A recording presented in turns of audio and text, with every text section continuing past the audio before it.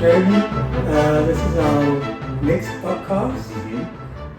So I'm Franklin Peterson, running a consulting business called Terbigen, mostly business coaching.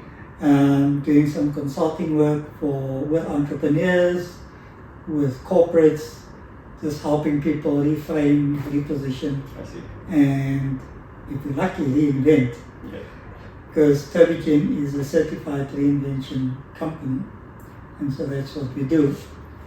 But today we've got Gideon with us. He decided to join because he's got some questions that we're going to deal with, and I'm looking forward to our conversation. Gideon, welcome. Thank you. Can I just kick off straight away? Absolutely. Cool. So my first question is, how do I know when I'm ready to be an entrepreneur? Like I have many ideas, I think that many of us share the same sentiment. We've got lots of ideas, but to actually get to the point of initiating, getting to past the first hurdle, how do I know when I'm ready? And firstly, what is the first thing I should even consider before I start my idea? Yeah. Great question. It's not a question that people often ask, because we kind of just go in head first, right? Yeah.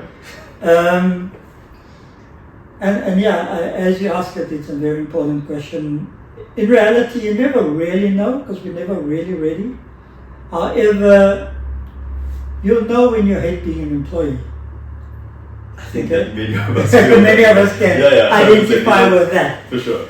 And then, whether or not there's something that you feel strongly enough, passionate enough about, to actually take your life in your hands, or to really just start something that you believe can take you to another place or another level.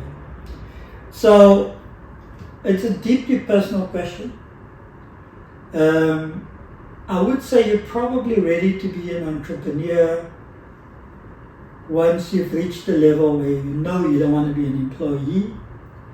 You're looking for freedom, self-control, or self-actualization, or just making your own decisions around what to do next.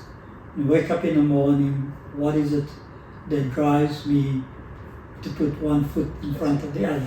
All right. So that's probably not the best textbook answer. However, I do believe, I've previously shared with you 10x. And in 10x, the big question is really about knowing yourself. For sure. And understanding what you're good at. Yeah. What makes you different, what is different about you. For sure. We're all different, right? But if you're clear about what your unique capabilities are, you're able to then leverage that to become creative. For sure. For me, I see entrepreneurship as being creative. Yeah. Right? You're ready to create something new. For sure. Something that either didn't exist or didn't exist in a format that you want to bring it to life. It's kind of the biggest honor I believe that anybody can have, as much as it is the biggest risk that anybody can take. Sure. But if you, in your heart of hearts, have responded to yourself on the questions of freedom, self drive, you understand. In the first podcast we spoke of the difference between employee and entrepreneur. Sure. And if I have to repeat that your employee knows what salary they're getting at the end of the month, whether they love it or hate it. For sure. They get the salary at the end of the month. Obviously, things have changed in employment in the sense that there's very few jobs that's guaranteed, and I respect that. But I do want to say that what's different for entrepreneurs is that we don't know what we're taking home at the end of the month. And sometimes our accountants as a small business owner want to say, what is that number that you take as a salary? Because we need to tell SARS, but that's a different topic. But it's really about understanding the risk. I see. And also understanding, yes, there's risk, but if you are systematic about it. So I'm a big fan of Lean Startup. Eric Ries is the author of Lean Startup. Anybody don't know about it, Google it. There's a whole Lean Startup community out there. I see. Right? And so the Lean Startup principles will actually help guide you on your journey as to what to do next. And is there anything that you recommend that I focus on primarily as a complete newbie? I know nothing about business. I've never done BCom. I've never done business school. I just have an idea. Like, are there any first principles or resources that I should, initially go to in order just to learn the terminology, or to learn about what a business is or how a business runs, or So I would say that yes, there's a whole bunch of things that you ought to know. I would hasten to say you don't need a BCom to be an entrepreneur. Often these two things are contradicting each other. I would say that you firstly be clear about who you are, why you're doing what you're doing, and then what it is that you're trying to do. I see. There's another book I'm going to have to reference, and that is a book that says, the title of the book is Fall in Love with a Problem, Not the Solution. Sure. Okay. And again, you can Google the book. It's written by the guy who started Waze. But I don't want to focus on that too much. But the point being that if you want to be a successful entrepreneur, understand the problem you solve. For sure. Understand who is experiencing that problem. Understand what you would be doing differently to what's already out there. I see. Okay. Running any business, be it entrepreneurial or a big business or corporate, you've got to understand what it means to compete. For sure. Okay. So whatever you're offering, yes, somebody else is also offering it. 100%.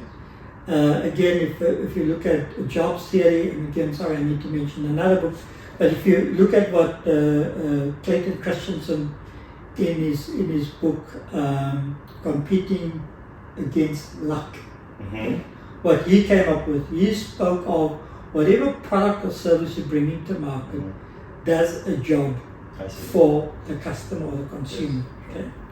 So what is that job that your business, your product or service is delivering? Okay? And again, if we quickly explore what Christensen was all about, he has the famous story around a milkshake. Okay. Where somewhere in the USA, there's a McDonald's that sells milkshakes. Okay. I mean that market sounds quite. Yes.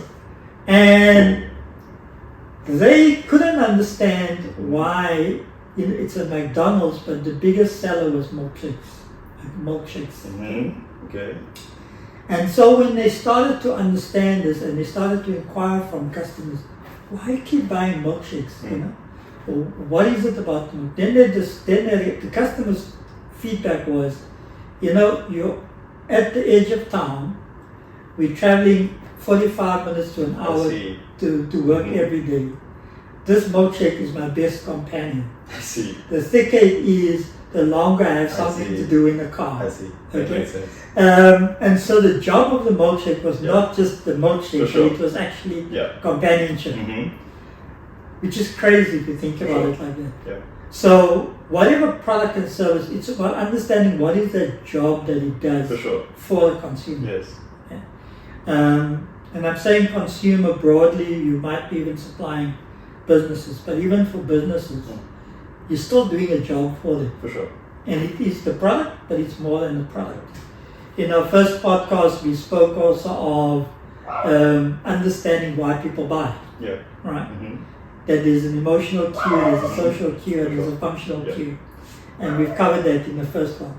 But it's really about, even as an entrepreneur, once you've decided, I'm going to take my life into my hands, if I call it like that, I'm going to start something that I hope will not just feed me and my family, but it's going to help me to achieve the ultimate freedom. And I'm saying that quite loosely because it's my motive. Yes. For other entrepreneurs, you might have a complete different motive. Okay, so it's about knowing what that motive is, knowing what is driving you to be entrepreneurial, to start something, and to take on this risk. Okay. being aware that it is risky business. Of course. Business is risky, right? But in coming back to lean startup, then there's certain methodologies you can follow. For sure. And again, without getting technical about it, but it's really just about recognizing that what you do or what you believe is going to be your business is actually based on a whole bunch of assumptions. For sure.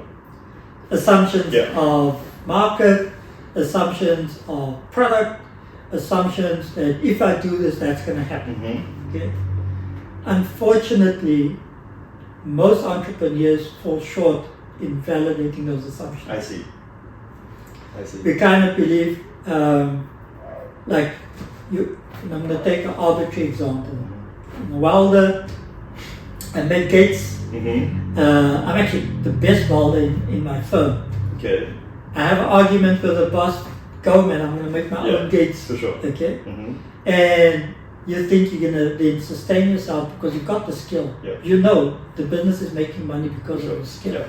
And unless you go out and then understand not just what you're going to make for who, you also need to understand how people are going to know about you. For sure. How people are going to trust you.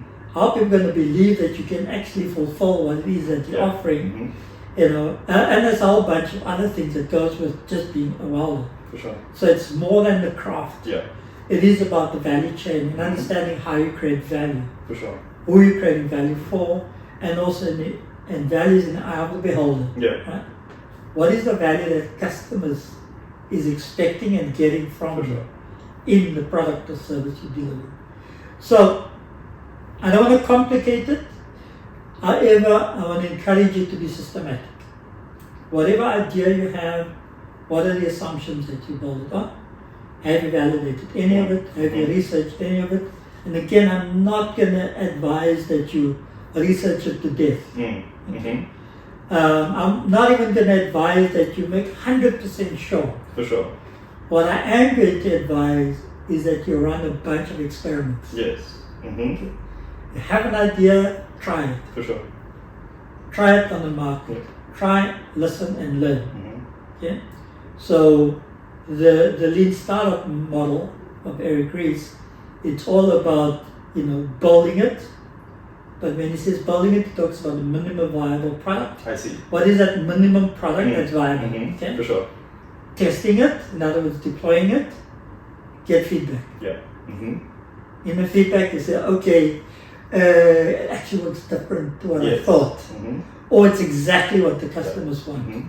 And then there's a learn step. And in learn, you've got two options.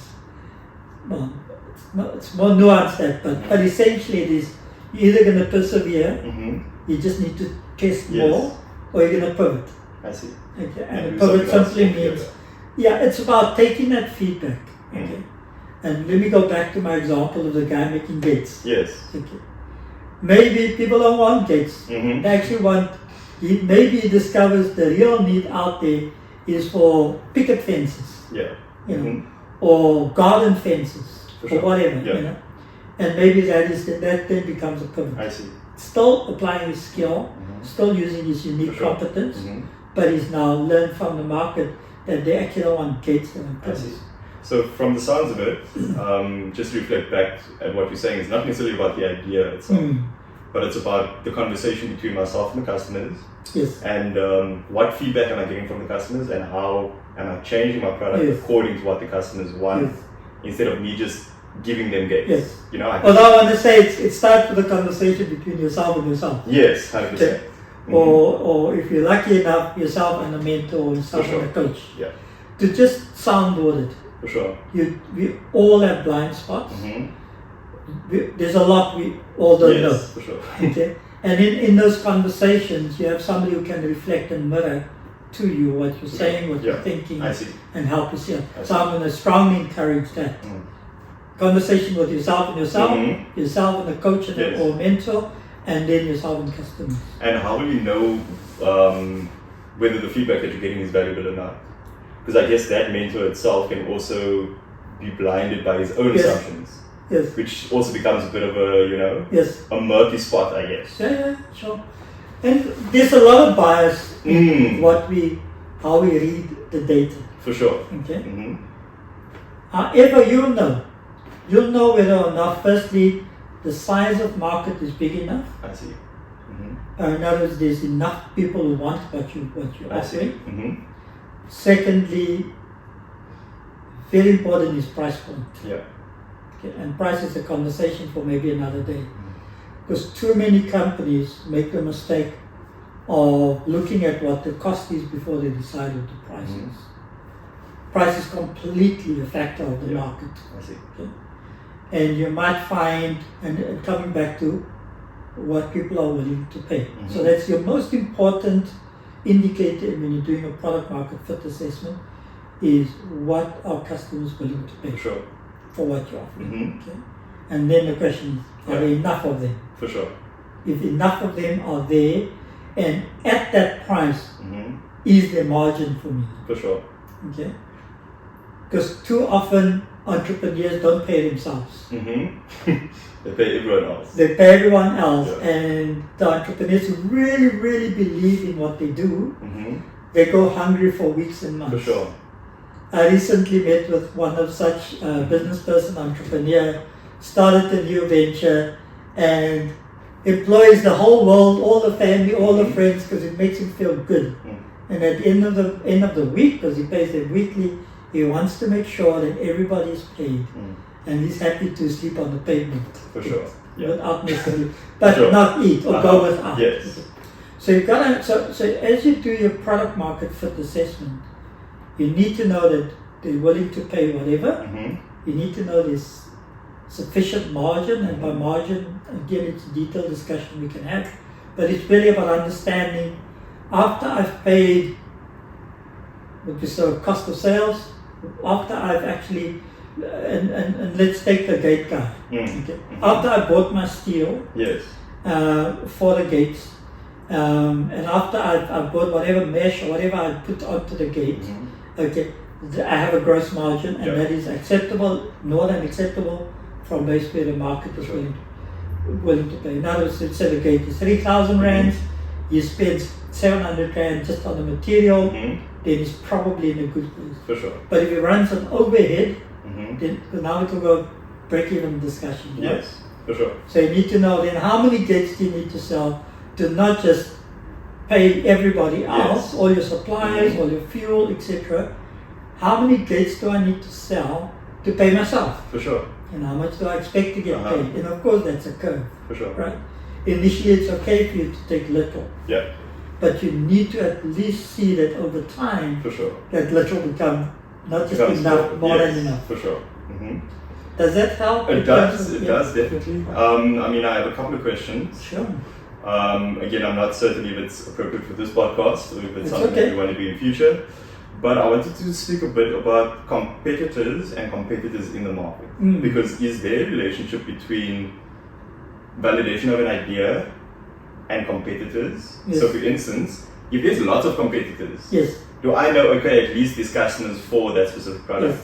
Because I've realized that many people are coming up with brand new ideas, ideas that have never been thought of before, but it's much more difficult to validate that idea because there's no competitors. Great point, and absolutely, if you're entering a market that exists, then obviously the questions are different. For sure. Right?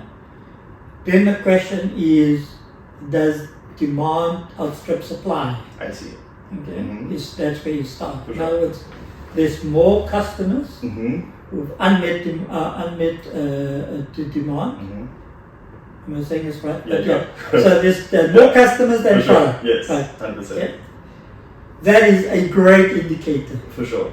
Okay. Then obviously, if you then step into a new market, then you're stepping into a competitor space. Okay. Then clearly you need to understand what is going to be my basis for competition. Am I going to be cheaper? Am I going to be different? Okay. And different how? And why do you think your difference will make a difference? For sure.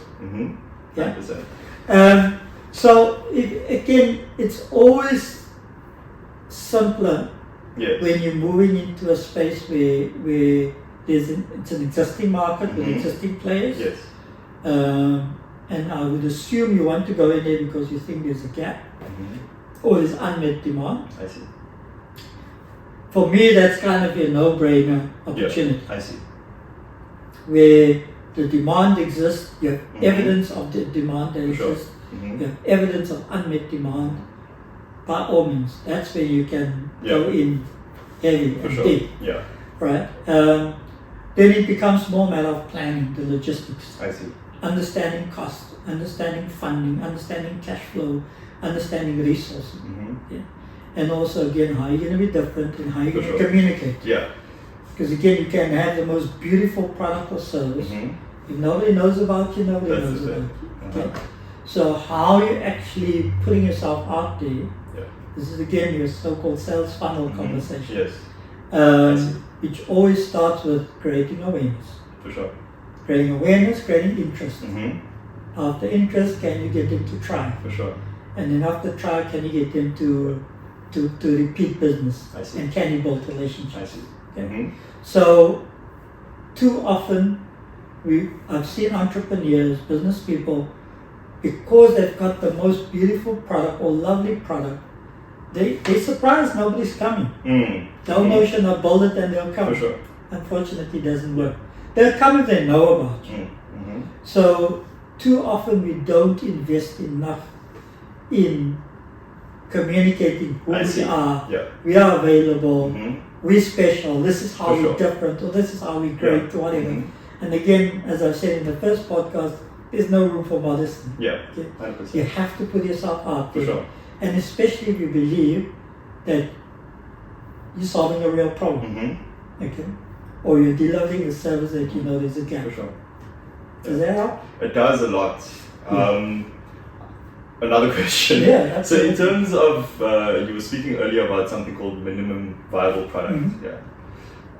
Is there a rule of thumb? So for instance, if I know that I have a great product and I want to sell it to the market, is there a way that I can, as you said, validate the idea? Should I maybe create a website first and then try to, as you said, advertise it, see if there's any demand in terms of the website, and then create the product? Or do I just, go out and create 100 of it and try to sell it? Yeah. So the lean startup approach, of which the minimum viable product is one of the key pillars of it. I see. Was designed for conditions of great uncertainty. I see. So if you don't have uncertainty of demand, then you actually don't need it. I see. But let's assume you do have uncertainty. The idea is to find a cost-effective way of getting the answers. In fact, the most important feature or reason why you would do MVP is to learn. For sure. And again, I've seen entrepreneurs making the mistake of thinking they're going to make quick money from an MVP. MVP is not about money. For sure. Yes, it is about learning about money. It's about learning about product, service, and customer acceptance and product market fit. Right? But it is not about making money. For sure. Most important is what can I learn? Yes. What do I need to know? And how am I going to know it? I see. So rule of thumb is as cost effective, I won't say cheap, but use cost effective means to test. For sure. I see. The objective is to test and learn. It's not to sell. Yeah, I understand. However, test and learn is part of the selling, right? If that makes sense. So it is about, so for example, if you can, some of the best MVPs would be a very beautiful website, which assuming you can do it cost effectively, either yourself or get it at low cost, okay? Off the shelf, just custom made, etc. With a call to action and see what the reaction is. I see. But I must hasten to say that a good website does nothing for you unless people don't know it exists. That's the thing. That was my next question. Yeah, so, how a good website means nothing unless they know you exist. Yes. Okay? And so obviously in today's day and age, it's all about social media as a cost-effective way of getting out there. And it is about putting either yourself or your business out there in a way that you grab attention. Okay? So it's about whatever you can do to grab attention. Others might include activations.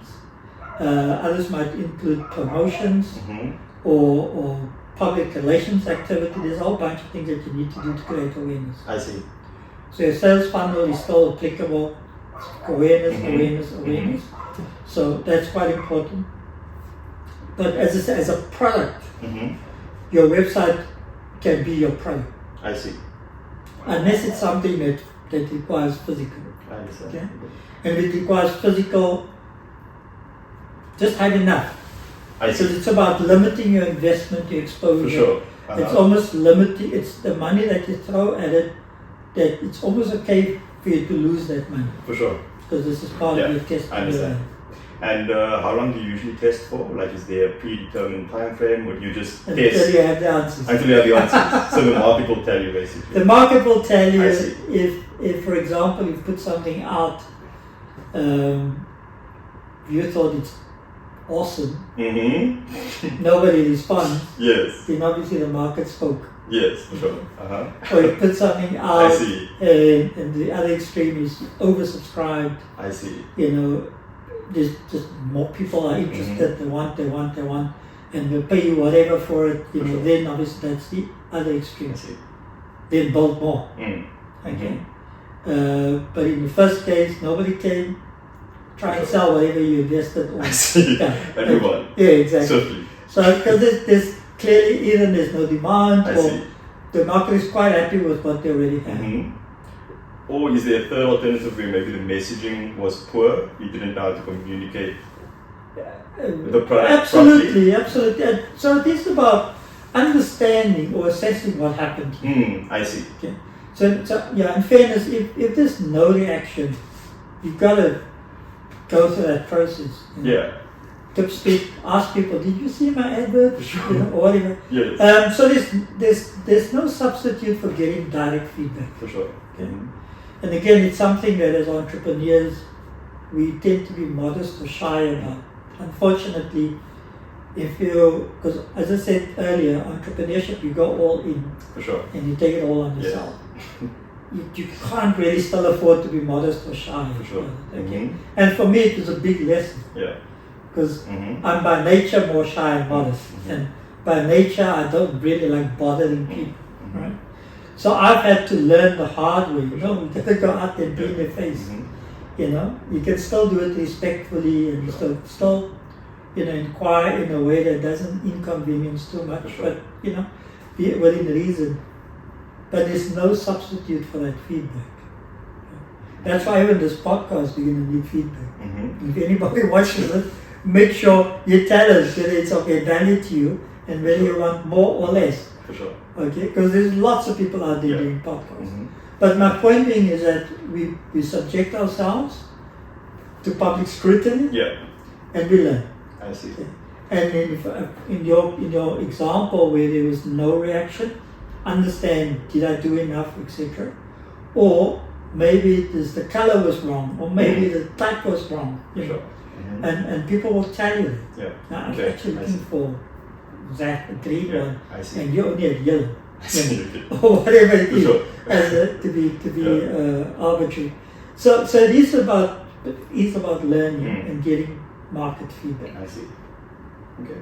Yeah, does that help? 100%. Thank you. Fantastic. No, I hope that gave you enough to toy with. I mean, yes, I still have many questions. Yeah. But I think I'll ask you maybe next week. Yeah, absolutely. There's always questions.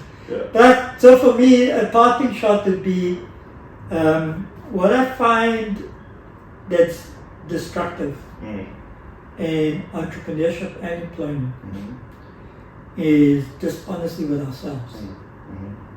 I find too often entrepreneurs, you can't afford to fail, so you can't acknowledge that actually the thing is not working. Because it's also known as escalated commitment. Yes. And that's kind of a very dangerous space to go in. Failure in business startups is the norm. Yeah. The exception is the successes. 100%. We only see the successes. So that's why we think, oh, it's glamorous, it must be nice, right? Failure is the norm. you've heard stats of 80% failures.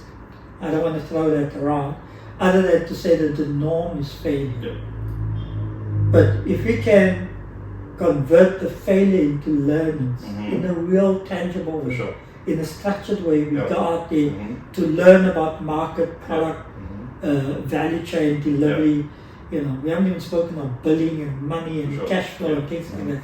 So all of that becomes important. Pay attention, ask for feedback. Not just from, even family and friends will tell you. For sure. But get the feedback. And then for employees, unfortunately, too many people in dead-end jobs. Not that there's much wrong with the jobs, but too many people hate their jobs and hate their lives.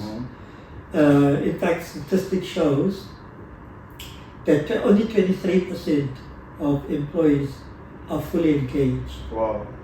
There's 59% of employees what we call quiet quitting. And we'll put the slide up in the podcast for you to see the slide.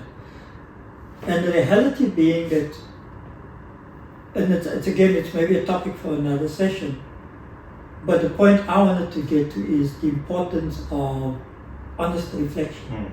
Okay, where are you? If you hate your job, why is that? Can we change that? Is there something in the system that needs to change? Is it something in the culture that needs to change? Or are you just in the wrong place? Yeah. And it's important for your own sanity to ask those questions and to actually get to those answers. And so for entrepreneurs, don't sweep bad news under the carpet. Okay. Face up to it. For sure. Okay. Get help. Call someone. Let's talk. You know, because more often than not, you are in the right business, you are in the right market, you just needed to tweak a few things. And that's where the coaches come in, where we can help you to actually identify what are those things that's limiting you from getting to the point that you want. I mean, it sounds a lot like a metaphor for life as well. Absolutely. Obviously pride comes before the fall, I guess. Absolutely. And if you're not going to learn any lessons, unfortunately, you're just going to bump your head against the same object over and over again. So I think with entrepreneurship, as you're saying, it's even more important because it affects your money, which obviously is something that you want to improve as much as possible. The stakes are higher. And the stakes are much higher. So thank you so much. You're welcome. Really, really valuable. And thanks for spending the time with me. Of course. Thank you so much. I appreciate it.